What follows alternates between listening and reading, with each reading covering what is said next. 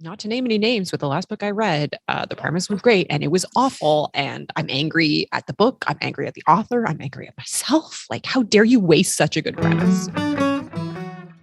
Welcome to Keep It Fictional, a weekly podcast for book lovers by book lovers. Build your to-be-read list with Sadie, Liz, Virginia, Fiona, and Corrine from the Port Moody Public Library. Warning, this podcast contains strong opinions and may cause an increase in your library holds list.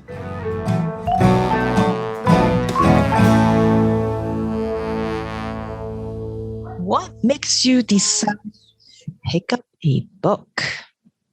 That is the question we're going to dive into today in our Keep It Fictional book chat episode. I am Virginia. I am here with my two book friends from the Port Moody Public Library, Miss Corrine and Liz. I thought you were going to say something. You look like you're going to say something. I thought I was going to say something too, and then I forgot what to say and or how to turn on a microphone. So, hello. It's all good. It's all good. Well, we're recording. There's a reason. I think there's a legit reason why we're all a little out of it today, because we're recording on December 31st, last day of 2021. I don't know. End of the year for me is always kind of weird. So I don't know how I feel about it.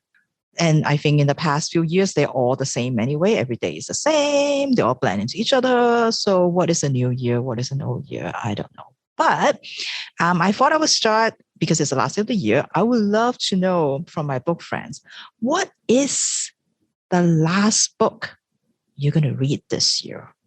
Or maybe you already read it and you decide tonight is not a day for reading. I don't know. But what is that last book you're going to read? I always feel the pressure to pick a really good one for my last of the year, strong finish, get you excited about reading in the next year.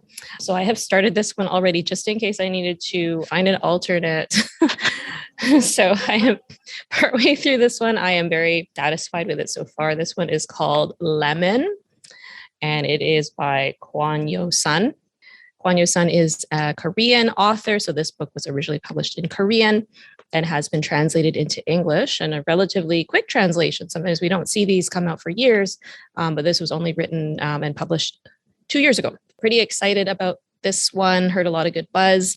Pretty short novel, and it talks about a high school student's murder from the perspective of her sister, as well as other female characters that attended the school. So it's like a look back. We don't know who did it yet. I don't know who did it yet, but we see from their perspectives, their take on what kind of went on, what kind of person, all of the different characters, how they perceive other people to be. And so far it is a bit of a psychological trip. So just right up my alley. So far so good. Nice. And you said the magic word murder. Yeah. Exactly. Yeah. We'll murder to end the Fiona is year. not here to hear it, because Fiona was like wondering why there's no murder in the past few episodes. But well, thank you for bringing that back. Yeah. So kind of like Liz, I do feel like a little bit of pressure, but for me, the most important book is like the first book that I read on New Year's Day. That to me is the most important. Ending the year, it's kind of like, whatever. I do love a new year. I love a new beginning. I love a new like fresh page on my Goodreads challenge. I love any excuse to wear my BT21 headband in celebration. So I will be perfectly honest that I'm probably going to read 2 books today. One of them that I'm going to finish, which is a bit of a cheat because I actually started reading it on Webtoons and then the hold came in, so I'm going to finish it. And that is the breakaway hit graphic novel Lore Olympus, Volume 1 by Rachel Smythe, which is kind of like a retelling of the Persephone, Hades. I hesitate to call it a love story because in the original myth, kidnapping is not love. I'm going to do a controversial statement. Kidnapping is not love. But it's kind of retold with amazing art. Strangely enough, I do think Virginia has also read this one, which, Virginia, always zagging on us. Always zagging. Because I would not have thought that this would be a one that you picked up, because it is like a romance. Well, it's won a bunch of awards. So it's like, okay, well, I want to see what that's all about. And that's what we were talking about earlier. Like, I think it's the art that really draws me in, and just the way she frames the different angles of the, how she draw the different angles. I really like that. And I like the colors. It looks kind of dark and stuff. So I was like, and it is Persephone and Hades, right? Like, so, but yes, I was not expecting as much romance. I don't know what I was thinking because I didn't really know a lot about it before I went into it. So I'm like, yeah, there's a lot of romance in it, but it's okay. Can deal. And the other book you said you're going to read? The other book that I'm going to read is one that I have been slowly chipping away. It's from RM's book list, and it is E.H. Gombrich's The Story of Art. It is like a 700-page treatise about what art is from the beginning of art history until kind of modernism. And I can only read a couple of pages a night because it makes me nice and dozy, but it is probably what I'm going to read for the last. I'm trying to gain an appreciation of like abstract and modernist art, and I'm hoping this book is going to help me because I'm not there yet. But it's written in a very engaging, kind of like someone just like sitting down to chat, who's like, you know what? I'm not going to fiddle faddle around with all those complex words to describe art. I'm just going to talk to you like we're a friend talking about this extremely dumb statue. You make it sound so appealing. I'm trying, RM. Oh, yeah. What about you, Virginia? What are you closing? Hold on, closing the chapter on this year with? Closing. Yes. Same thing, like I mean, like all of you, like it's just like you want it to be good. And I think I'm not gonna be able to finish it tonight. So it's kind of like it's gonna lead into the next day, which is the new year, which again, same thing. You want it to be a good one. So I read a book which I'm gonna talk about in most anticipated episode upcoming. And it was so good that I just need to go grab her first book right away. So I have got from the library, We Need New Names by Violet Bulawayo. The first book, like it's just like a born storyteller, like just the way, like I was like, have to stop myself and I have to just like read those words out loud. Like this is like 4 a.m. in the morning. I shouldn't be reading out loud at all, but I just couldn't help it because just the words are so good. So this one is about a 10-year-old girl named Darling. She lives in Zimbabwe and she's dealing with pretty horrible life there after their homes have been destroyed, the school have closed, the dads all have to go and, live abroad to get jobs and stuff like that. And she has now a chance to escape. Her aunt lives in America. And so she thought, well, America, like the famous America, it's going to be great. And so, of course, she travels to live with her aunt. And of course, it turns out that options for a new immigrant is not as great as they sound. So that is not, I don't think it's like a book that I would normally pick up, but I trust this author. I feel like it's going to be amazing just because she's so good and just love the storytelling. So I think it's going to be good. So looking forward to picking that up tonight. I'm curious. So the new book, is that also literary fiction? Because I've read We Need New Names and it was very good. The new book is Glory, and it is a anthropomorphized animal fable type book about about sort of that, but you very immediately forget that they are animals, I have to say, like, which I guess also something that I don't gravitate towards, but you do forget that they are horses and cats and very sad. No, it's really good. Really good. No, I'm sorry. I watched a Black Beauty movie interpretation at too young an age. I can't do horses. Nothing like that. Nothing. Like yeah, but that. A bad thing is going to happen to a horse. Like, a bad thing is going to happen to a horse. But this is okay that a bad thing happens to them, I think, because they are a dictator. So, they're a bad horse. Bad horse. Basically, yeah. So anyway, we'll tell you more about that later. So yes, so exciting books. I hope you also have got some exciting books lined up for your last day of the year, for your new year. But I forgot to ask, like, what, I guess, to go with the topic for the day, what makes you decide to pick up the book that you just talked about? Or actually, just what makes you decide to pick up a book? Is it like a gorgeous cover that you want to show off on the SkyTrain? Is it like because it's a favorite series, favorite author? Is it because it's got a good color palette? Like, what is it that makes you pick up a book usually? Like, what would be your like number one reason for pick up a book? And it depends. It's not an answer list. Because I know that's what you're going to say. It depends.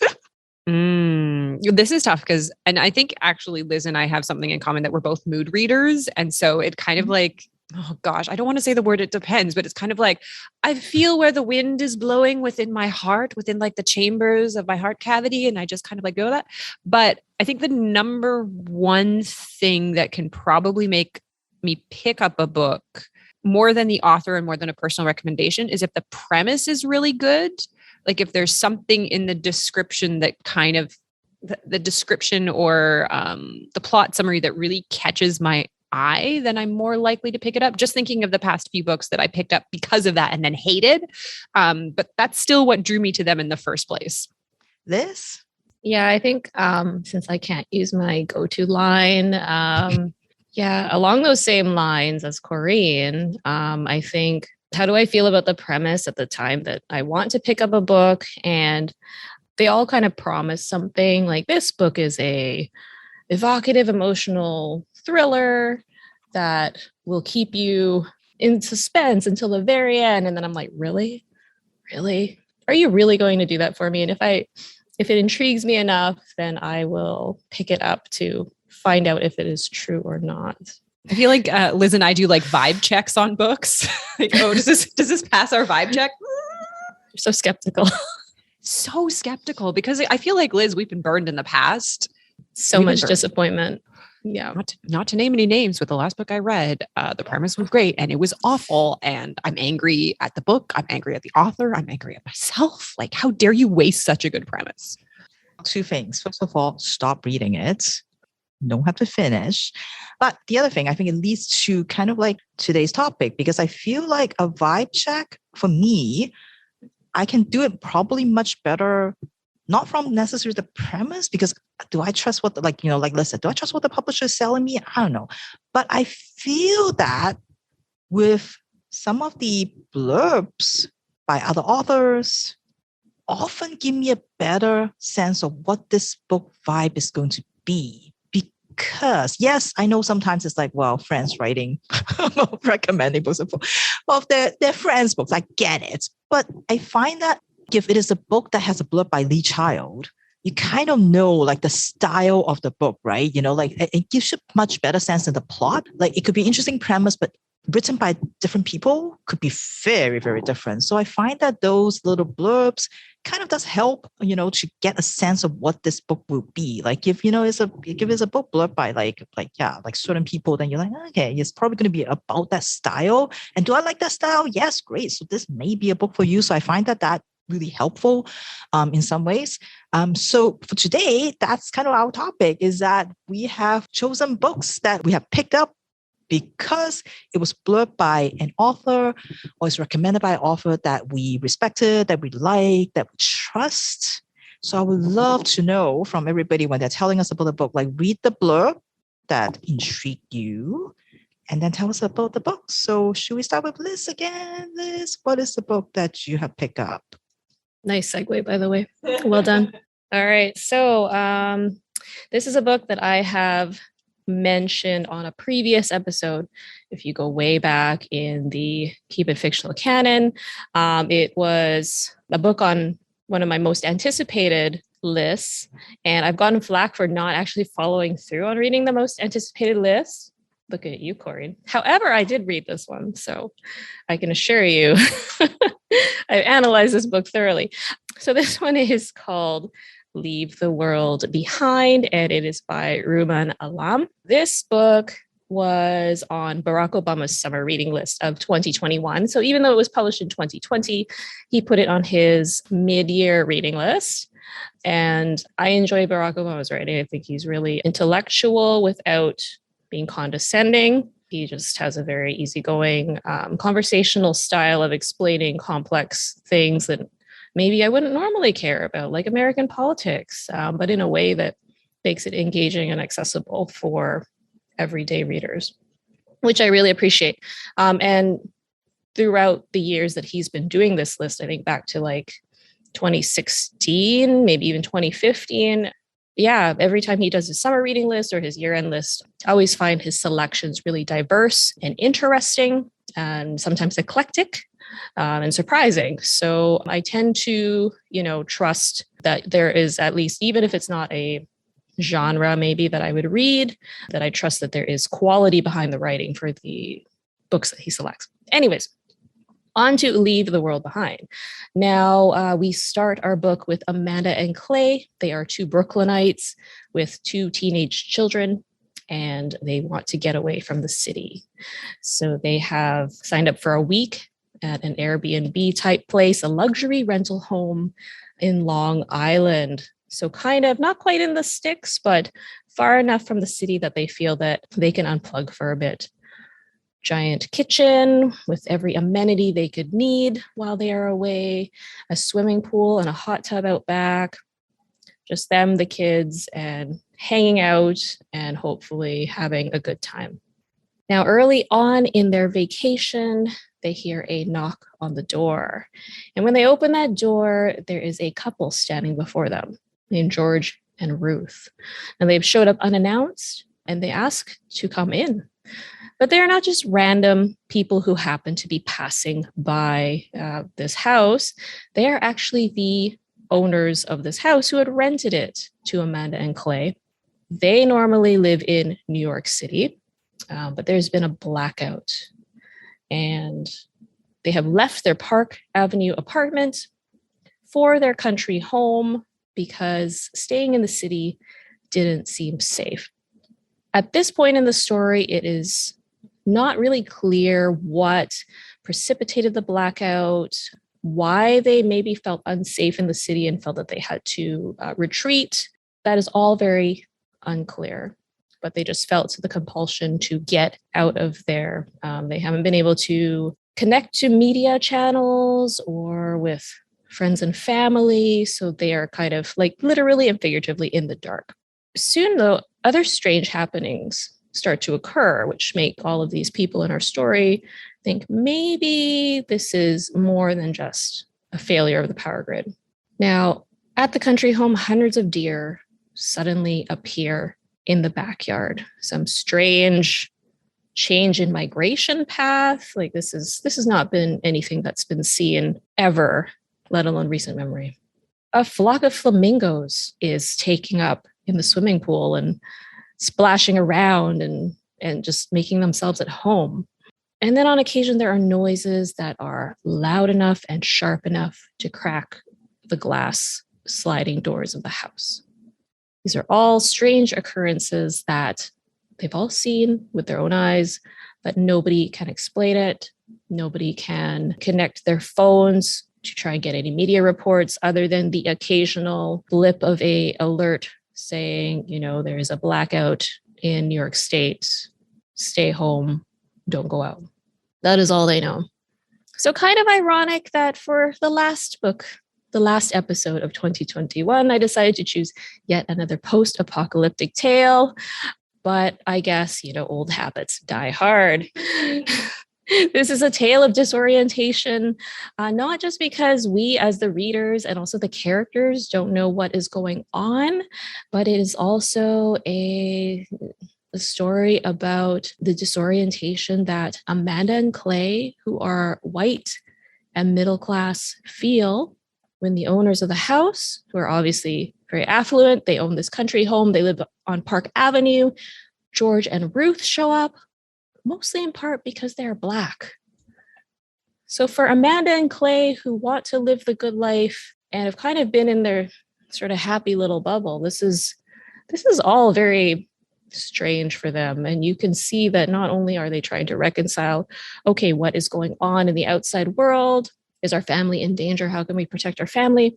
But also reconciling being with these, in effect, strangers they've never met before that seem even stranger to them because they don't fit the profile of who they imagined to own the house.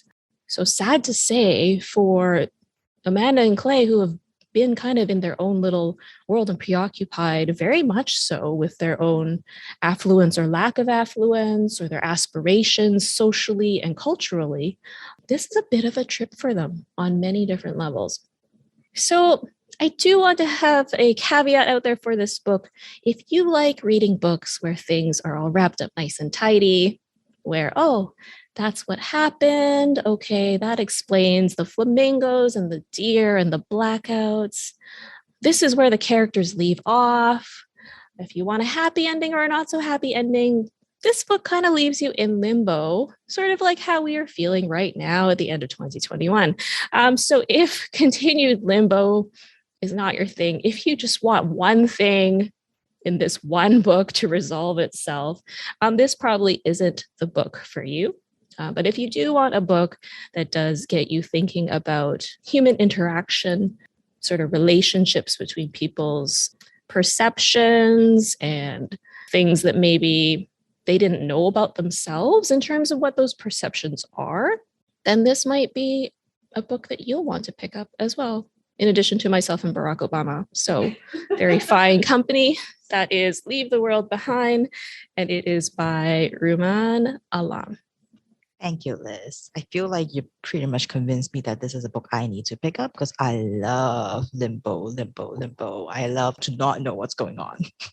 Perfect kind of ending for me. I can see Corinne is like completely, well, of course, completely opposite. No, I hate it. No, thank you. Just love it when there's like just this ambiguous ending. It's one of my favorite things. So definitely need to pick it up based on Liz's recommendation. Forget about Barack Obama. Liz is recommended. All right, so I will talk about my book next. So I chose this topic mainly because I don't know about my book friends here, but it is, like I said, it is a reason why I pick up books. Sometimes I just kind of look at like, who's on there? Who is like, they have asked to blurb the book because I'm sure like the publishers know how to market this book. They want to find the right audience. And then there are a few authors that I'm like, well, because I like you so much that I'm going to pick stuff up because you recommend it, even though if it sounds like something that I would never read. And one of them, of course, is Charles Yu. We love Charles Yu here. He wrote Interior Chinatown, the only 5-star book from all our book friends here. But before he wrote Interior Chinatown, he is more famous for his first novel, which is How to Live Safely in a Science Fictional Universe. And of course, also his work on Westworld, the TV show. So you can see he's a lot more like kind of time travel-y, alternative reality type kind of, he's known for that. And so a lot of books that he blurbed very often had that kind of time travel aspect to it. But of course, knowing Charles Yu is not going to be a straightforward kind of story. It's all going to be like this really complicated narrative that, you have to kind of work through. And I think this book that he recommended definitely has that. What he said about this book is that it's funny, poignant, and powerful. This novel is a multiverse, bursting with complexity and richness. And every time I thought it was done revealing layers of reality, it surprised me with yet another of its many worlds. And in each of those worlds, Dexter Palmer explores so many big things: race, science, philosophy, marriage, and personal histories growing together and apart and together again. It's a moving story about love and loss and the lifelong tangle of the possible with the inevitable. I mean, I'm not going to be able to describe the book as well as Charles Yu does, but what I've got for you today is Version Control by Dexter Palmer. This book begins with Rebecca. Rebecca woke up one day and she's trying to describe to her husband, Philip, that something feels wrong. Like you can tell that maybe the sun rose just a degree or two off from where it usually rises. Like the president that is talking on TV right now is like the wrong person, maybe. Something is wrong. And she keeps feeling that like, you walk into a room and you kind of forget why you walk into that room. Just something is not quite right. And Philip doesn't get it. Philip doesn't get what Rebecca's going on about. And he's kind of brushing her off, not because like he's mean or anything. It's just that he just doesn't understand. It's just not how his brain works. And so it's a frustrating moment for both of them. Now, Rebecca works as a customer service representative at Lovability, a very successful online dating and matchmaking service. And basically her job is to solve customer issues by upselling. Like basically telling them that, you know what, if you just upgrade to the silver plan, then I am sure you are going to get way more messages from potential partners because your profile will be featured more prominently. And Rebecca's pretty good at her job. Philip is a physicist. He has his own science lab with his own team. And he has devoted many, many years on building a causality violation device. Now, please do not call it a time machine, because when you say the word time machine, and it's all the fault of all those science fiction out there, that people get this fanciful idea of what time traveling is all about and what science is all about and what scientists do. But that's all wrong, because in books, in movies, you only see those eureka moments. But real life science, nothing like that. It's a lot like slower, like a lot slower. So you can't blame Philip for being a little bit of resentful of all these people calling it time traveling, like a time machine, because it really affects his funding. When people see the science that Philip and his team does, when they see that there's nothing like what they imagine science to look like, people get really disappointed and funders just start putting their wallets back into their pockets. So this really affects him. And he's just so frustrated because it's been so many years and it feels like he's not really getting anywhere either, even though he knows he's right. But it turns out maybe Philip himself doesn't really quite understand what causality violation really means either. Just like Philip, when he's describing all the people in his story, I feel like we're all, as readers, a little bit tainted also by some of the other time travel stories that we know. And this book, I think, definitely offers a different kind of time travel story. And through that, there's a lot of big ideas, just like Charles, you said, a lot of big ideas being explored here. Free will, destiny, memories, histories, how they define us, how they affect how we act, about versions of ourselves. And you don't have to be a time traveler to have different versions of yourself, because who you are at work, for example, is it really who you are at home? Is it who you are with your friends? Do we rewrite ourselves? Do we overwrite ourselves just like code? And I have to confess, like, I finished this book this morning, so I don't think I have enough time to process all those ideas yet, but it's definitely a very philosophical ideas. I know I'm going to have to keep thinking about, like, what is Dexter Palmer really saying here? It's a very thoughtful book, but sometimes I find with science fiction, like big idea science fiction books sometimes feel very like distant, but this one doesn't feel like that because it was totally grounded by all the characters. As the book progresses, you get to learn more about Rebecca and Philip, how the relationship got started on lovability, in fact, and how this tragedy that happened has changed their relationship, something that they really don't know how to deal with. And then we meet all the other scientists in the lab. We meet Rebecca's fun-loving serial data friend, Kate. Even the security guards that sit outside the lab and check people's IDs before they let them in get a chapter or two from their perspectives. And all of these people are so well realized. And so with them grounding their story, you don't feel overwhelmed by all these like existential questions that the author is throwing at us. And yes, the story is set kind of in the future. You know, you got like self-driving cars, you get like these big data working to like put every person into like, oh, this person is just reducing them to like a list of like characteristics. We got 3D printed food and all that stuff that are out there that seems so far out, but not really. They talk about PS5 in there. This is a book published in 2016. And I was like, oh, PS5, wait, this is 2016. There's no PS5 yet, but you know, we have PS5 now. So a lot of comment on technology and all of that, but still the story feels so immediate. It feels so like it happens today because the characters really, really drive the plot. And I love a science fiction when they put so much focus on the characters, but yet you can see just in the background all these other ideas affecting it. So yeah, if you love a character-driven kind of science fiction story, but still like a lot of very thoughtful kind of story, please do check out Version Control by Dexter Palmer. You don't have to believe me, but you have to believe Charles Yu. It is a great one. So, all right. So, Miss Corinne, what author are you reading, whatever book you have for us today? Mm-hmm. Well, actually, this was a combination of authors that convinced me to read this book. Because as you say, like blurbs are a marketing tool and they're trying to show you like, if you like this author, then you'll probably like this. So this is kind of like a nice Venn diagram of authors or books that I have enjoyed. And also to be perfectly honest, I chose it because I'm the one who gave Liz so much grief about not reading her best of picks. And then I had to eat my words because I went back and looked through my own list and realized I'd done the exact same thing. So I did have to eat my words a little bit and apologize to Liz. And so this is one that I had picked as one of my most anticipated of the fall, I think.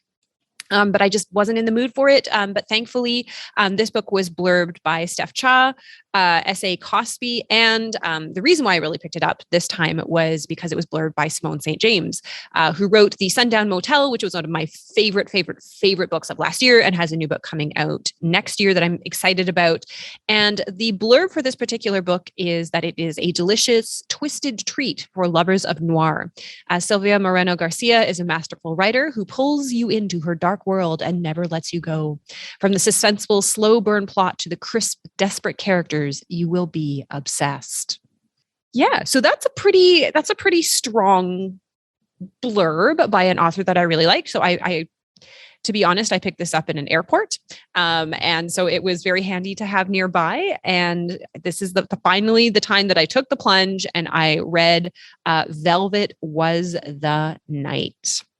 The book kind of asks the question of who wouldn't want to be the protagonist in a great story? Who wouldn't want to be the hero of an epic tale of romance and mystery and spies? Maite would. Maite, lonely, bored, not sharp, recently just turned 30, a little bit over that hill, desperately wants to be the hero of a great story, preferably a romance story, if that could be swung. She is a big fan of the genre. And her story starts with her neighbor asking her to take care of her cat.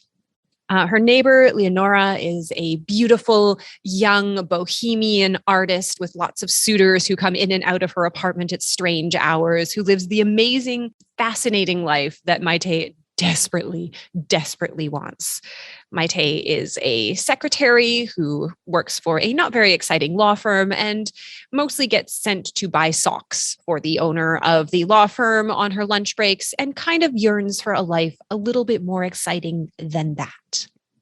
So she agrees to take care of Lenora's cat as she goes away from the weekend, not because of any sense of altruism or because she feels for her neighbor or because she really wants to do someone a favor. No, Maite agrees for this for the sole reason that she will able to go into Leonora's apartment and steal something. Maite likes to help herself. She has pet sit for a number of her neighbors, and while she is there, kind of helps herself to their life for a little bit. She tries on their clothes, she tries their perfume, non-hygienically enough, tries on their makeup, including their lipstick, and just kind of like tries on their life for a little while. And while she's there, she just kind of helps herself to a little souvenir of her time there. While she is there, she discovers that maybe Lenora's life is a little bit more than it seems to be on the surface. However, what really, really begins Maite's story is when she tries to return the cat. Leonora asks her in a total panic that she's going to be going away for a lot longer than she thought she was going to. And so if she could bring her cat to a particular location and exchange it, she'll give her tons of money, 3 times what Maite was asking for. And she'll never see her again. And this would be such a great favor. Maite needs the money. Her car is broken down. She has to take the bus and it's awful. And so she decides to take the cat into a taxi and drive to this particular location and wait for Lenora. And she waits and she waits and she waits. And Lenora never shows. And so, driven out of a sense that she belongs to a story much bigger than herself and her desire to get rid of this cat that she really does not care for, Maite decides to investigate where Lenora has gone.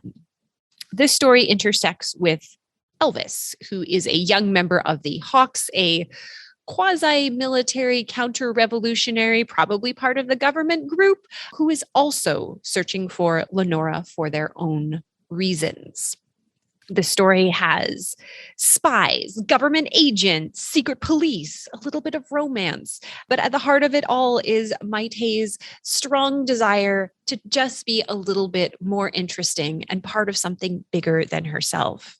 As Simone St. James said, this is a noir, so it is perfect for people who like kind of like hard, boiled, dark, gritty look. What I think is one of the big strengths of the book is it kind of like plunges you into 1970s Mexico City with all of the government corruption and the different student revolutionaries and all of the forces kind of convening on this small time and all biting for a piece of that pie, with Maite, who's just a simple secretary caught in the middle of it all. So if you are looking for something that gives you a little bit of scenery, a little bit of atmosphere, and a little bit of like a dark, gritty noir that you are looking for, but with a really kicking soundtrack. And I know that books don't often have soundtracks, but because both Elvis and Maite are huge music fans and huge record collectors, there is actually a song list at the end of the book at all the songs and records that are mentioned in this book, which I think are fantastic. Then you should definitely pick up Velvet Was the Night, the newest one from Silvia Moreno Garcia, who of course wrote Mexican Gothic and Gods of Jade and Shadow, which were both mentioned on this podcast before. Thank you, Miss Corinne. It's always exciting to see what that author does next. What has she not done yet? Right? She did a kind of a horror. She did mystery. She's a noir now, fantasy. Yeah, she did a gothic. She did a Cthulhu story. I think this is kind of like maybe the first one that's not supernatural. Like it very much is. Like you really see like Elmore Leonard in it. Like it's very much like it feels like an LA Confidential type of story. Yeah, so it really is like a left turn for her, but I love that she is like picking up every genre that we think we know and just kind of like tearing it apart and making it her own, which I think is really exceptional. So yeah, I'm very curious to see kind of what she does next. What else is left? I feel like she's done so many things. Unicorn story. I feel like it's going to be like a unicorn dragon slayer thing. Anthropomorphic animal story. Something bad always happens to them. Well, thank you everyone for reading a book that is recommended by someone else. Glad to that you have all found something. And yeah, so next time you're in the library, if you're looking for a book to read, check out those little blurbs on the side. Maybe it will help you decide what book to read next and what to pick up out of all the books. And of course, you can always stop by the information desk and ask for a good book. Thank you again. Last day of the year. I know by the time people listen to this, it will be the new year already, but wish everybody have a happy new year. And then we are going to go do some reading. So we'll see you in the new year. Bye-bye. Thank you for listening. If you like our show, please tell a fellow book lover about it. You can find a list of all the books we discussed in our show notes. Join us next week for another fun book chat. Until then, keep it fictional.